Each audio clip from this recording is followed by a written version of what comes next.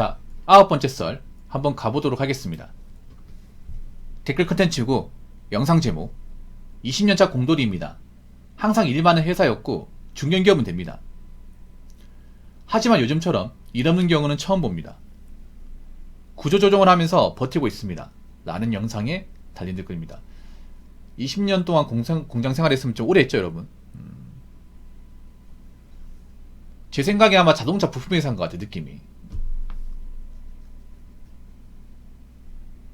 일반 회사였다. 일반 회사였다는 얘기는 잔업특근이 이제 꾸준하게 있었다 이 말이죠. 예. 이런 공장 쪽 일은 잔업특근 요구가 정말 중요합니다. 물론 이제 기본적인 기본급이나 뭐 정기상여금, 성과급도 중요하겠지만 보통 중견기업은 성과가 그렇게 높지 않아요. 그렇기 때문에 보통 잔특이 중요합니다. 잔특이. 예. 그래서 일이 많아야 되거든요. 일이 많아야 돼. 현차도 그 잔업특근 안 하면 진짜 얼마 안 됩니다. 평달에 얼마 안 돼. 현차도 이제 연봉이 많이 부풀려지긴 했어요. 성과급 때문에. 현차 연봉 많이 받는 게 성과급이 많이 터져서 그래. 성과가 없는 날에 연봉 보면 사실 막 그렇게 막 놀랄만한 수준 아니에요. 이게.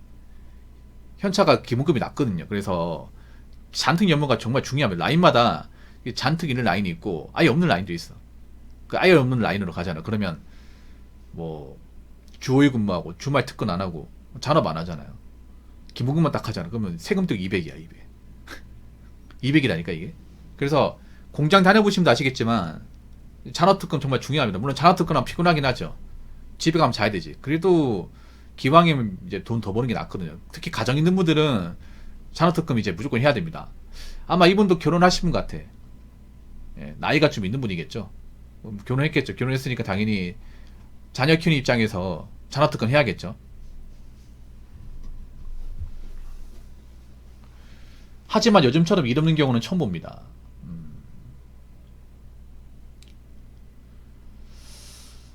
20년 동안 이런 적이 없었단 말씀이시죠? 그동안은 우리 공장 잘 돌아가는데 올해부터가 뭔가 좀 이상하다. 일이 없다는 얘기는 당연히 뭐 잔업특근이 많이 없다는 얘기겠죠?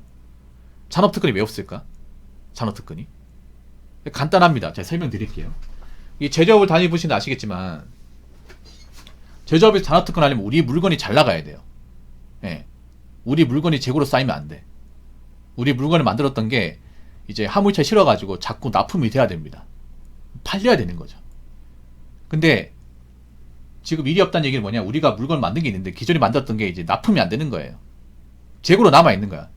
그 재고가 많은데 만들 필요 없지 않습니까? 회사 입장에서 인건비가 나가지 않습니까? 맞잖아요. 재고를 쌓아놓으면 이것도 부채란 말이야. 이미 재고가 많이 쌓여있는데 굳이 공장 돌리기 없기 때문에 이제 잔업특근을 안 하는 거예요. 쉽게 말해 공장의 물건들이 생각보다 많이 안 나가는 겁니다. 안 팔리니까. 어떤 물건을 만드는지 모르겠으면 아마 그 회사 물건이 생각보다 이제 안 팔리는 거죠. 예전만큼 안 팔리는 거지. 그러다 보니까 공장에 재고로 많이 쌓여 있고 이미 재고가 많이 쌓여 있으니까 공장장 입장에서는 굳이 잔업특근을 시킬 필요가 없는 거예요. 잔업특근 안 시키니까 당연히 월급은 쪼그라드는 거고. 월급이 작으니까 이제 가정 있는 분들 입장에서는 이제 불만이 있고.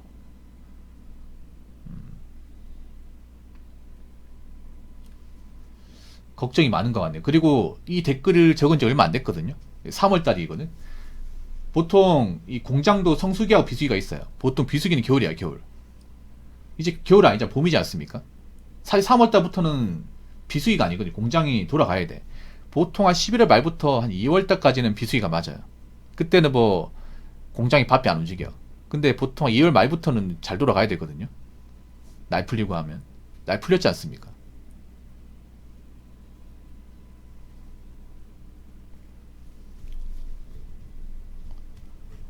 그 날이 풀렸는데 공장이 잘 안 돌아간다는 거잖아. 그리고 구조정정한다는 얘기는 회사가 지금 위험하다는 얘기죠. 예.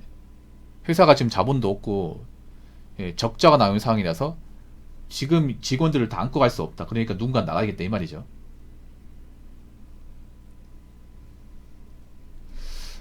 공장마다 다른데 큰 공장 그런 경우 없어. 큰 공장은 재고가 상당히 위험해. 예. 큰 공장 같은 경우에.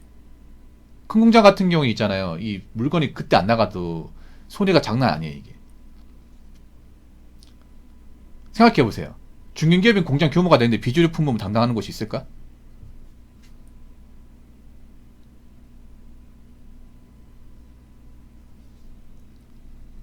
비주류를 담당하는 것이 어떻게 중견기업이, 보통 중견기업이 매출이 한 4천억 넘는데 4천억 넘는 공장이면 공장 평수만 해도 건편만 해도 5천평에서 10,000평 이상 넘어가고, 그리고 거기에 따른 직원들, 사무실 직원이나 현장 인지검까지만 해도 거의 800에서 못해도 800 많으면 1,000원 2, 300까지 가는데, 보통 자동차 1차 맨다면 사무직만 2, 300명, 생산직 근로자만 800에 1,000명 되거든요. 1,000명 훌쩍 넘습니다.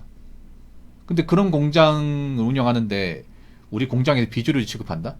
아니에요. 보통 1차 벤더 정도 되면 핵심 부품이에요, 핵심 부품. 이거 부품 빠지면 이제 완제품 만들 수가 없어.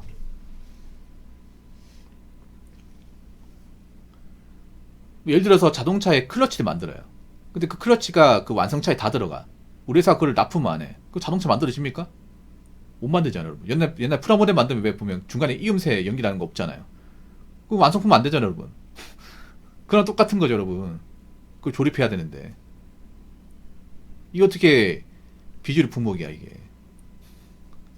그 비주류 만들 어떻게 남은 직원들 인건비나 이제 공장 운영을 다 할 수 있을까, 이게. 공장이 생각보다 많이 힘든가 보네, 구조조정을 한다는 얘기는. 일단 이 댓글 적은 분은 나가지 마세요. 네, 버티십시오, 그냥. 저 파주에 있는 디스플레이 만든 공장도 희망퇴직을 대단위로 하고 있다고 얘기 들었거든. 네. 웬만하면 나가지 마십시오. 지금 나가면 할 거 없습니다. 나가면 손가락 빨아야 됩니다, 지금. 알잖아요. 근데 누군가는 나가야 돼, 누군가는. 아무튼 이 글을 적으신 분은 버티세요. 어찌됐든 버티십시오. 본인도 알잖아요. 이 공장 나가버리면 할 줄 아는 거 없다는 거. 이만큼 돈 못 받아, 이게. 본인도 알겠지만. 이분 20년 동안 이 공장 다녔으면 중견기업이면 짬이 좀 되는 사람이고 연봉도 좀 받을 거야. 막 이분이 2차 벤더 다닌다고 치면 막 이게 현차 2차 벤더면 20년 차면 거의 한 억 단위 될걸요, 아마? 억 단위 거의 근처까지 갈걸? 꽤 많이 받습니다, 이게. 근데 밖에 나가서 그만한 돈을 받을 수 있을까, 이게? 못 받아, 여러분. 못 받습니다. 저번에 제 방송에 오셨던 뭐 2차 벤더 다니도 11년 됐는데 그분이 한 8천 정도 받았거든요. 20년 차면 1억 근처 갈 거야, 아마.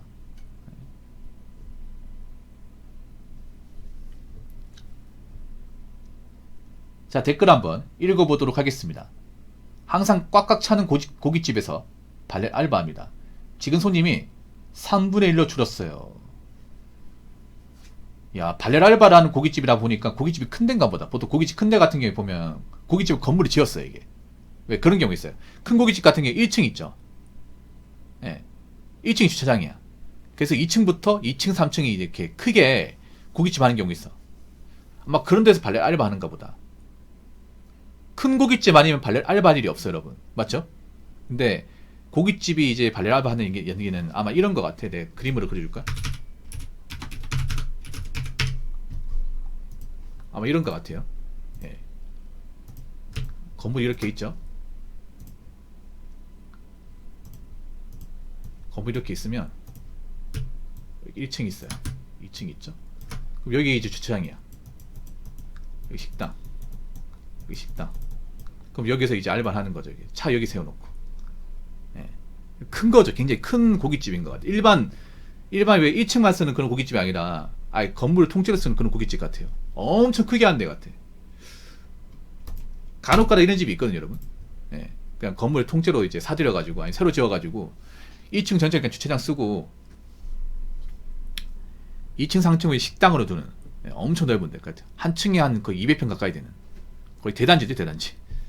예.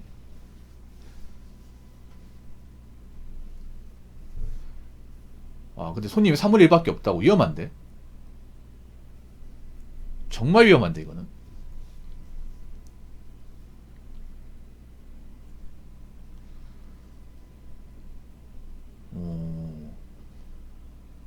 저는 큰 고깃집 같은 게 직원도 많아요, 여러분. 저런 데는 아예 직원을 둬요. 알바를 드는 게 아니라 아예 정직원 해가지고 월급제로 돌리거든요. 복지도 좀 챙겨줘. 저는 큰 고깃집 같아. 직원도 많을 거 한 10명 될걸요, 아마?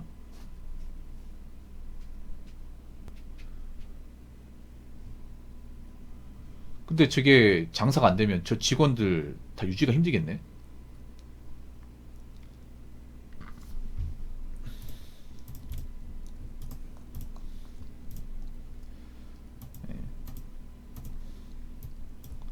유지가 힘들겠네, 이게. 있죠, 이게. 큰 고깃집 같은 경우에는 직원을 두는 경우 있어요. 어설픈 알바 쓰는 것보다 그냥 정직원으로 있잖아요. 그냥 이제 고용을 해가지고 월급 복층해 주는 데가 있어. 예. 큰 고깃집. 근데 대신에 커야 돼요. 이렇게 이게 보면 아까 말씀드린 대로 건물에 통째로 쓰는 곳 그런 거 같은 경우에 이제 테이블이 엄청 많아 이게. 예. 그런 데는 사람이 많이 붐벼이겠죠. 많이 붐벼이겠지. 근데 문제는 예전만큼 사람이 안 온다는 거 아닙니까? 3분의 1 정도 오는 거면 진짜 심각한 건데 이거는 진짜로 심각한 겁니다. 그 사장 입장에서 고민이 많겠네요. 지금 남은 직원들을 다 두기에는 좀 빡시고, 예. 그렇다고 안고 가기에는 지금 상황을 봤을 때는 좀 운영이 힘들고,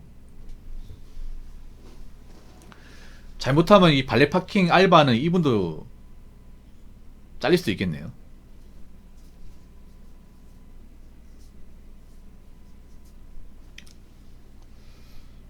이분도 살아남아야겠죠. 예. 근데 제가 봤을 때는 좀 안타깝지만 뭐 다시 사람들이 올 수도 있지만 갑자기 사람이 확 오지는 않을 것 같아요. 예. 뭐 줄었다가 다시 또 늘 수도 있지만 왜냐면 저런 고깃집은 고기 단가 비싸단 말이야. 예, 비싸거든요, 여러분. 예, 저런 데서 가족 단위 먹으면 돈 많이 나옵니다. 많이 나오기 때문에 모르겠어요 이게. 아무튼 알바 잘리지 않도록 예, 발렛 알바 잘하시고 예.